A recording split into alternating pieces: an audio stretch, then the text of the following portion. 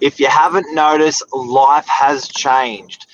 Is 70 the new 50, and what that means to property will be live shortly.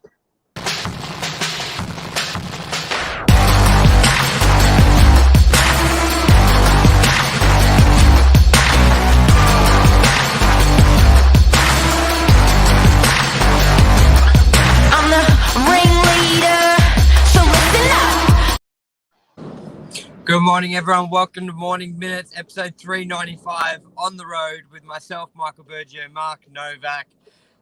We're working longer, living longer. Is 70 the new 50? How will this affect property? Will this affect property? Let's talk about it. Mark, how are you? Good morning, buddy. Good. Good morning. Your car It's set up's a changed, little bit hey. better than mine. It is. It's changed. Hey. So, what we were talking about this morning off air was basically how it's people living for longer. And I remember growing up that if you were in your 50s, if you were sort of in your 20s, 30s, and even 40s, you would dream of retiring in your 50s, or you dream of that was the thing. Playing golf and retiring in your 50s was the picture of success to a lot of people. And it doesn't seem like that's bred through the generations anymore. It poses the questions why, and it poses the question is, what are people doing with properties then? Yeah, and I think there's a million different answers to look at this. You could say the life expectancy was a lot lower, so you could sort of see why where 50 came from or 60 came from, and then government policies matched that with what you could access your super, because they've even increased.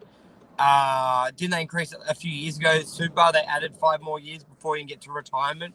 So there's many reasons behind it, which you can sort of debate on. But at the end of the day, a lot of people now, it's quite common to be working 60, 65, 70, 75. Everyone knows the odd 80-year-old still plugging away. Harry Triggerboff had his 88th birthday, I think, on Friday, and he's still in the office every day. So, but I think you got that extreme, and then you've got the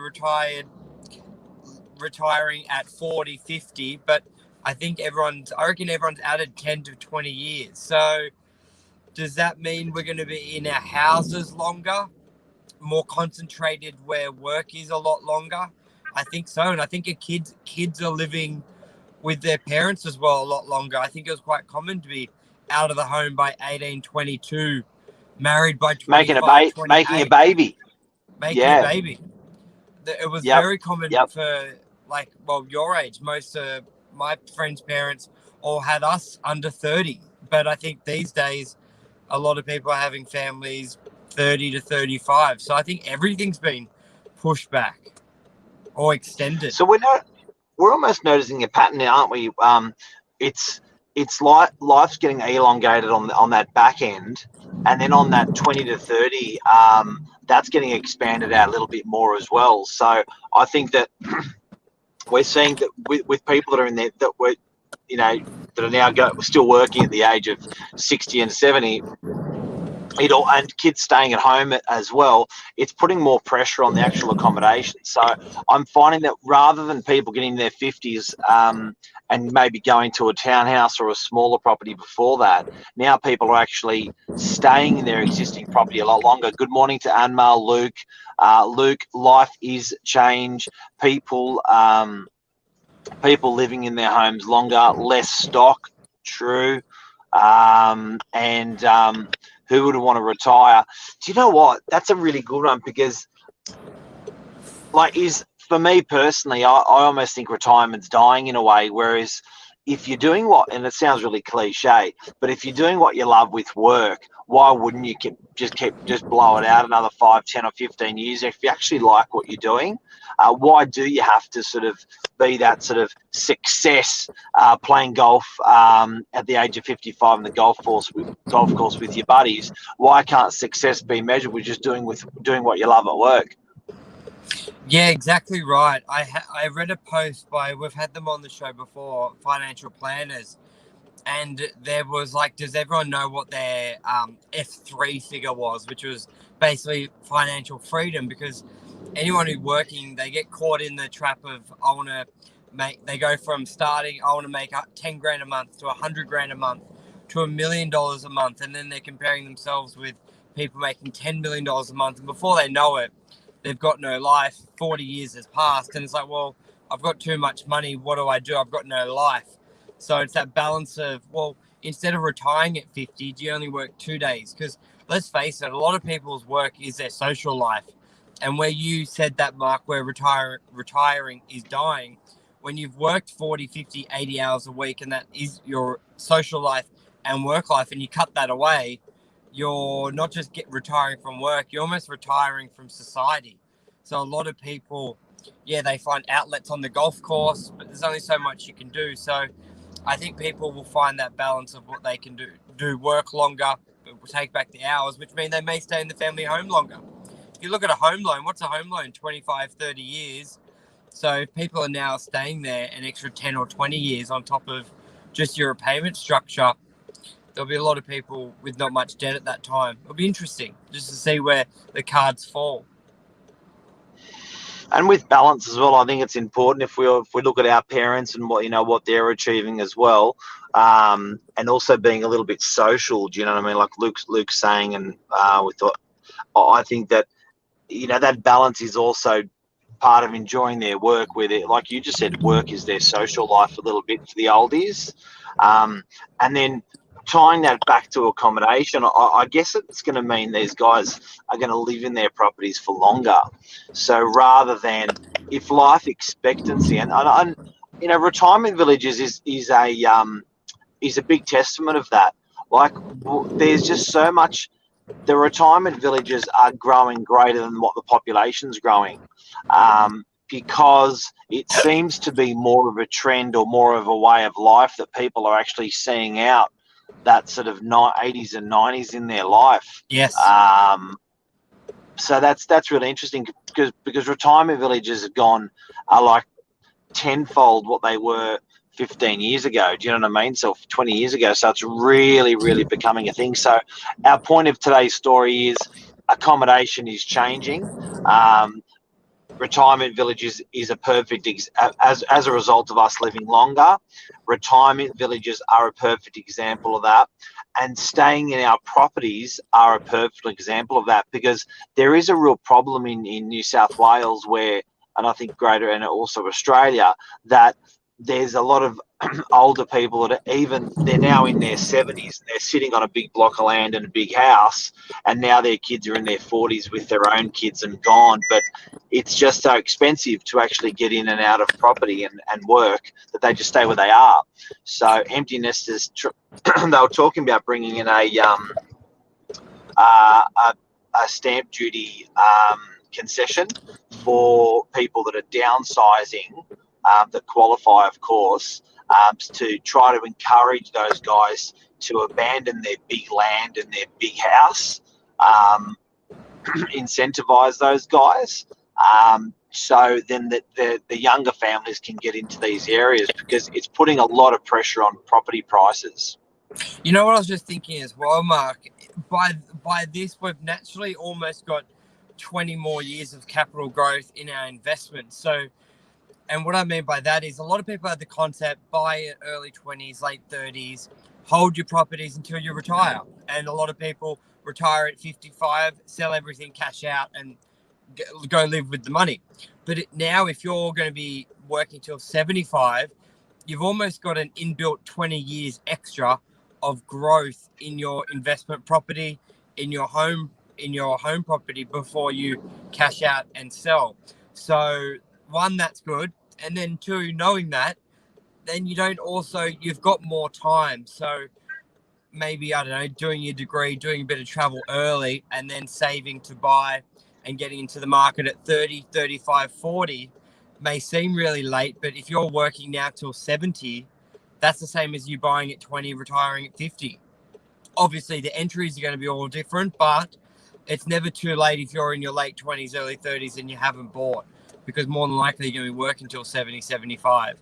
And if you have bought in your early 20s, How good's that? You're holding it for an extra 15 years, 20 years.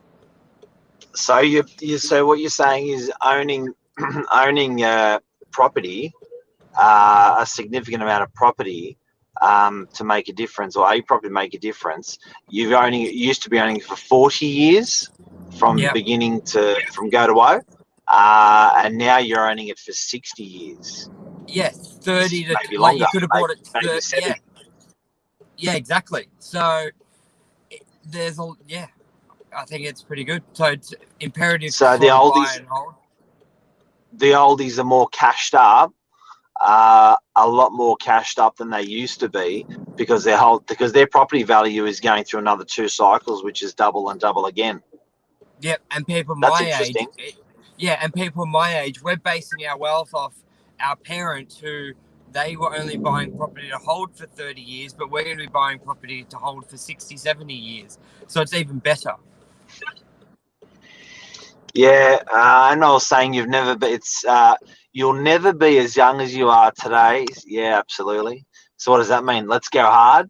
And encouraging downsizes is key. They might be sitting on 2 million equity on that pension. So it's a big thing, isn't it? There's big lazy money sitting there for a very, very long time. I think it's great. I think it's for retirees living longer, seeing your grandkids more, staying in their properties for longer. Kids are hanging around a bit longer. That's pretty obvious. They're not out the door and making babies at 22. I would suggest life's better on a lot more fronts than we think. Well, Mark, also, as much as it's a bad thing, the older holding onto those properties and having all that equity, it's actually what's giving our market stability. If you look at how most people are financing property in the last 5 years, it's with a 5% deposit or a 10% deposit. So that means 90% of everyone's property is sort of owned by the bank. So by having a large portion of our population own their property outright or huge equity, it gives us stability. So as much as we would love for them to sell on and downsize, it actually gives our property market some great stability.